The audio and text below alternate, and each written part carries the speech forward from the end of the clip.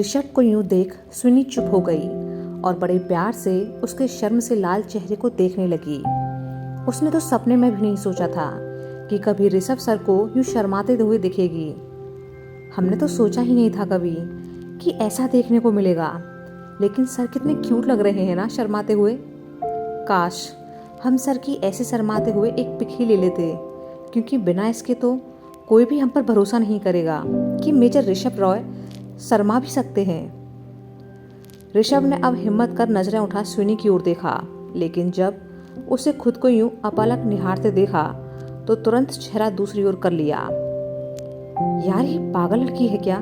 एक तो वैसे ही इतना अजीब लग रहा है, और यह है कि ऐसे घूर कर मुझे और अजीब फील करा रही है। अब क्या शर्म से जमीन में धंस जाऊं? पहले कभी देखा नहीं है क्या मुझे ही करना होगा कुछ। ऋषभ ने खांसने का नाटक किया, जिसे सुनी एकदम से होश में आई। वह अब हंसते हुए बोली, हमें तो पता ही नहीं था कि किसी को शर्माना भी आता है। ऋषभ ने सुनी की ओर देखा, जो आंखों में शरारत लिए उसे ही देख रही थी। तो वह खुद को नॉर्मल दिखाने की कोशिश करते हुए बोला, कौन शर्मा रहा है? कहाँ शर्मा रहा है? कहते हुए उसने इधर उधर देखा। सुनी थोड़ा शांत हुई। हम आपकी बात कर रहे हैं सर। ऋषभ हैरान होने का नाटक करते हुए बोला, मैं शर्मा रहा हूँ? मैं कब शर्माया? लगता है तुम्हारे दिमाग के साथ साथ आंखों ने भी जवाब दे दिया है। कुछ भी बोले जा रही हो। सुनी, हम सच कह रहे हैं, आप शर्मा रहे थे। हमने देखा आपका चेहरा एकदम लाल हो गया था, बिल्कुल कश्मीरी सेब की तरह। आप अब झूठ नहीं बोलो। ऋषभ, ओह तुम उसकी बात कर रही हो? अरे कैसी डॉक्टर हो तुम? इतनी ज्यादा ठंड पड़ रही है कि नसों में बहता खून भी जम जाए। इस ठंड की वजह से मेरा चेहरा लाल हो गया है। कुछ भी मत बोलो। सुनी, अच्छा ठीक है, वैसे आप सीख गए ना कुची को? ऋषभ, ये तो मैं जानता था कि ऐसे गालों को खींचा जाता है, पर ये नहीं पता था कि इसे क्या कहते हैं। सुनी, ऋषभ शिकायत भरी लहजे में बोला, तुम मुझसे बोल भी तो सकती थी ना, करने की क्या जरूरत थी? सुनी, अब छोटी सी बात ही तो थी, इसलिए सीधे करके ही दिखा दिया। ऋषभ, लेकिन सुनी, देखिए आप गुस्सा नहीं कर सकते हम पर, क्योंकि आपने हमसे वादा किया है कि आप डांटेंगे नहीं। ऋषभ मन ही मन खुद को डांटने लगा। वाह ऋषभ बेटा, खुद ही अपनी बेइज्जती करवा ली। अब यह लड़की सबके सामने मेरी इज्जत खराब करेगी। यहाँ सबको पता पड़ेगा कि एक लड़की की हरकत की वजह से मेजर ऋषभ रॉय शर्मा कर रह गया, तो क्या होगा? सब मेरा मजाक उड़ाएंगे। मंजीत और जय तो पीछे ही पड़ जाएंगे। बाकी सब तो छोड़ो, वो शर्मिला कबीर भी मुझे छेड़ने में पीछे नहीं हटेगा, क्योंकि मैं भी तो अक्सर उसे छेड़ता रहता हूँ। फिलहाल तो इस आफत को टालने में ही भलाई है, वरना पता पड़ा कि इसे तंग करने के चक्कर में मेरा जीना हराम हो जाए।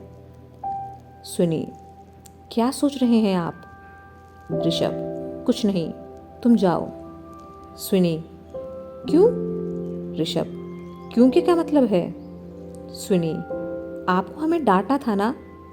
ऋषभ, मुझे याद नहीं है, जाओ। सुनी समझ रही थी कि ऋषभ असहज महसूस कर रहा है। ऐसे कैसे चले जाएं? गलती की है तो फिर डांट तो सुननी पड़ेगी ना। ऋषभ, कोई गलती नहीं की है तुमने, मैं कह रहा हूं ना। सुनी, आप कैसे भूल गए कि आप मैच में हमारी वजह से आउट हुए थे? ऋषभ, कोई बात नहीं, होता है कभी कभी, मैंने तुम्हें माफ किया। सुनी, नहीं, आप हमें ऐसे कैसे माफ कर सकते हैं? ऋषभ झुंझला उठा, अरे तुम जाओ ना, क्यों मेरे पीछे पड़ी हो? सुनी उसे यूं देख थोड़ा डर गई। वह जाने लगी, इतनी जल्दी भेज रहे हैं हमें, कुछ वक्त और साथ रह लेते तो क्या बिगड़ जाता है इनका। ऋषभ को अब कुछ याद आया। उसने सुनी को रुका। सुनो, और उनके चैनल पर इस कहानी सुनी ने खुश हो पीछे मुड़कर देखा। जी सर। ऋषभ उससे नजरें चुराते हुए बोला, जो अभी हुआ किसी को बताना मत। सुनी समझ गई थी कि ऋषभ क्या कहना चाहता है, पर फिर भी नाटक करते हुए बोली, कुछ समझे नहीं हम। ऋषभ, अरे वही जो अभी किया ना तुमने। सुनी, हमने क्या किया? ऋषभ नाराज हो उसकी तरफ देखने लगा। तुम सच में नहीं समझ रही हो मैं क्या कह रहा हूं? स्विनी भोला चेहरा बनाकर बोली, नहीं तो हम तो कुछ भी नहीं समझ रहे। ऋषभ झेपते हुए बोला, वो मैं कूची कुकी कह रहा हूं। स्विनी हंसी रोकने की कोशिश करते हुए बोली, ठीक है नहीं बताएंगे, लेकिन आपका चेहरा फिर लाल हो गया है। ऋषभ बिना कुछ कहे वहां से जाने लगा तो स्विनी को कुछ याद आया। वैसे क्या आप अपनी ग्रेट लेडी के सामने भी ऐसे शर्माते हैं?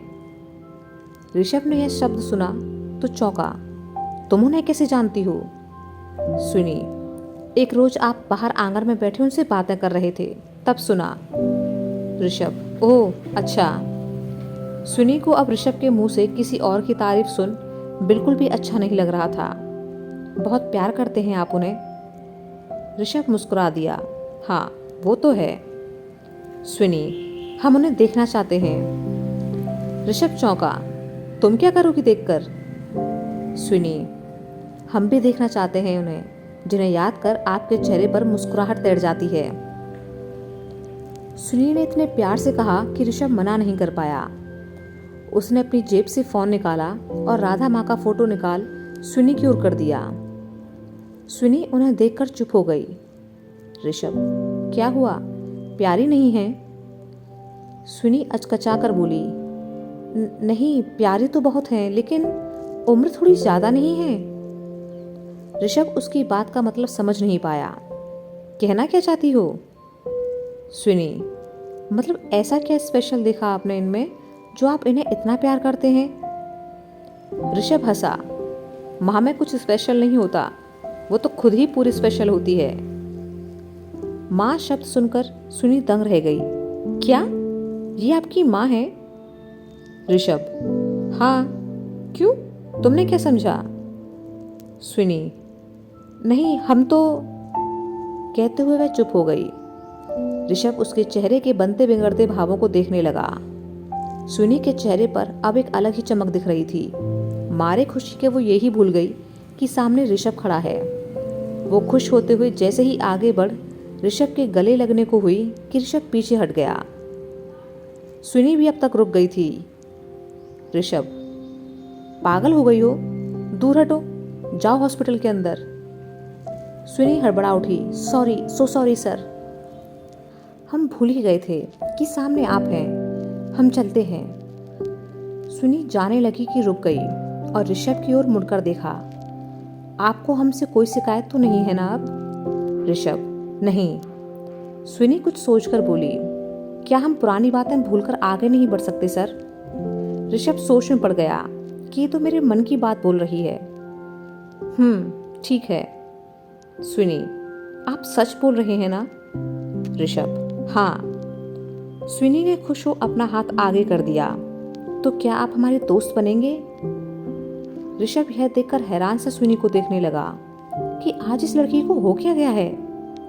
स्विनी ने जब देखा कि ऋषभ ने हाथ आगे नहीं बढ़ाया है तो उदास हो हाथ पीछे करना चाहा, लेकिन ऋषभ ने हाथ बढ़ा उससे हाथ मिला लिया।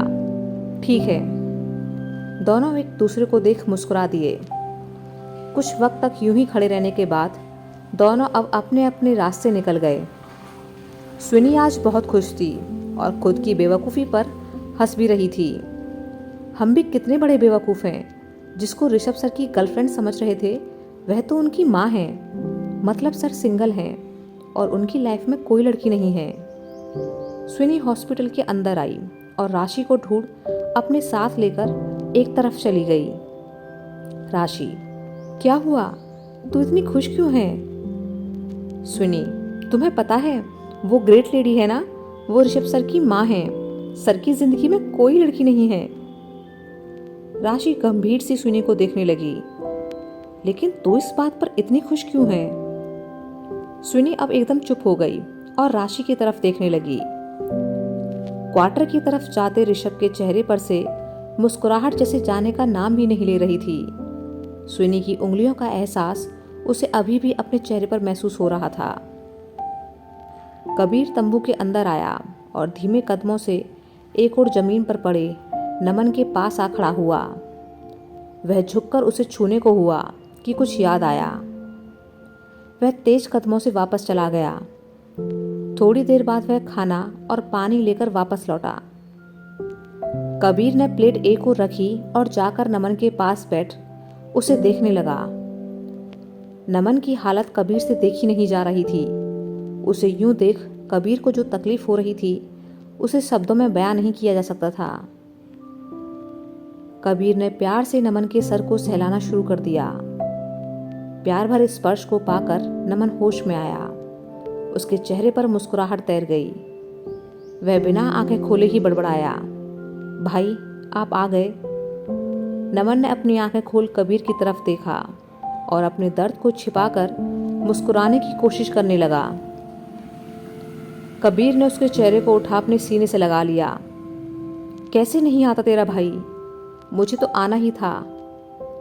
नमन उससे छोटे बच्चों की तरह लिपट गया। दोनों की आंखों से आंसू बह चले। कबीर ने जल्दी से खुद को संभाला, क्योंकि वो जानता था कि ये वक्त बैठकर रोने का नहीं है। कबीर ने नमन के आंसुओं को पोंछा। तू बिल्कुल भी परेशान नहीं होना, मैं सब ठीक कर दूंगा। तुझे कैसे भी करके यहाँ इनके चंगुल से निकाल लूंगा। बस तू हिम्मत मत हारना। नमन, आपसे मिलकर तो मेरी हिम्मत 2 गुना हो गई है। हारने का तो सवाल ही नहीं होता। मेरी जान रहे ना रहे मुझे फर्क नहीं पड़ता, लेकिन ये लोग बचने नहीं चाहिए भाई। कबीर, तू चिंता मत कर, इनमें से एक भी नहीं बचेगा। और इस फिरदौस को तो ऐसी दर्दनाक मौत देंगे हम कि वो रहम की भीख मांगेगा। नमन, आपको यहाँ नहीं आना चाहिए था। किसी ने देख लिया तो आप फंस जाओगे। कबीर, तू मेरी फिक्र मत कर। पहले ये बता कि तू पकड़ा कैसे गया। नमन ने उसे बताया कि बड़गाम में फिरदौस का एक जासूस है जिसने अनूप की और बाद में उसकी खबर निकालकर फिरदौस को दी। वह अजमेर के लिए निकलने ही वाला था कि फिरदौस ने उसे पकड़ लिया। कबीर समझ गया कि सबसे पहले फिरदौस के इस जासूस को पकड़ना है, जिसकी वजह से आज नमन की यह हालत हुई है और पहले अनूप की जान जाते जाते बची। वह जासूस और भी बड़ा खतरा साबित हो सकता है। कबीर, ट्रांसमीटर कहाँ है? नमन ने उसे बताया कि उसने ट्रांसमीटर कहाँ छिपाया है। कबीर, मैं जल्दी ही मौका पाकर सिन्हा सर को मैसेज भेजता हूँ और तुम्हें यहाँ से निकालने का बंदोबस्त करता हूँ। कबीर उठकर जल्दी से प्लेट लेकर नमन के पास आ बैठा और उसे खाना खिलाने लगा। नमन तंबू से बाहर की ओर देखते हुए बोला, भाई कोई आ जाएगा, वैसे भी सुबह हो चली है, आप जाओ। कबीर, आने दे, मैं डरता नहीं किसी से। जब तक तुझे पूरा खाना ना खिला दूं, मैं कहीं नहीं जा रहा। सुबह की पहली किरण के साथ ही फिरदौस तंबू से बाहर आया। उसने जब नमन के तंबू के आसपास किसी को नहीं देखा तो आग बबूला हो गया। कहाँ गए सारे नामुराद? अगर कहीं वह भाग गया तो आफत आ जाएगी। फिरदौस तेज कदमों से उस ओर चल पड़ा। कुछ पलों बाद जब वह तंबू के अंदर पहुंचा तो सामने कबीर खड़ा था। उसके हाथ में खाली प्लेट देख फिरदौस के गुस्से का ठिकाना नहीं रहा। उसने कबीर के पीछे नमन को बैठे पाया। कबीर एकदम शांत खड़ा हुआ था।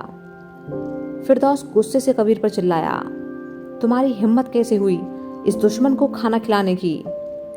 कबीर, नहीं खिलाता तो ये भूखा मर जाता। इतना भी टॉर्चर सही नहीं।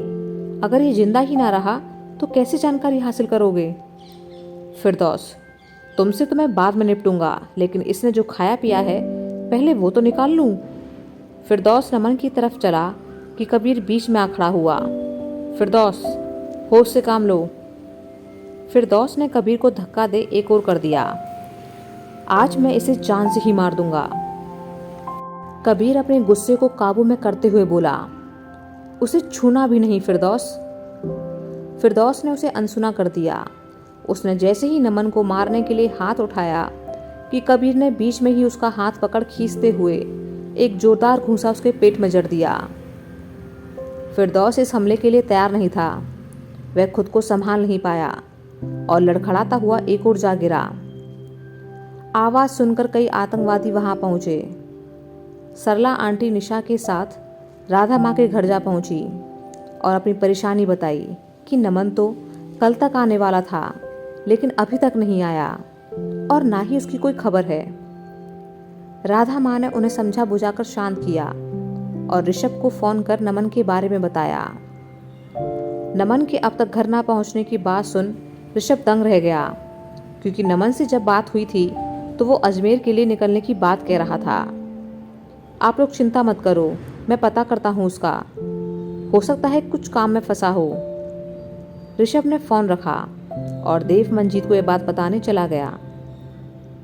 इधर फिरदौस ने खुद को संभाल कबीर की ओर देखा। बाकी आतंकवादी भी उसे ही देख रहे थे। कबीर की आंखें इस वक्त गुस्से से लाल थीं और वह फिरदौस को घूरे जा रहा था।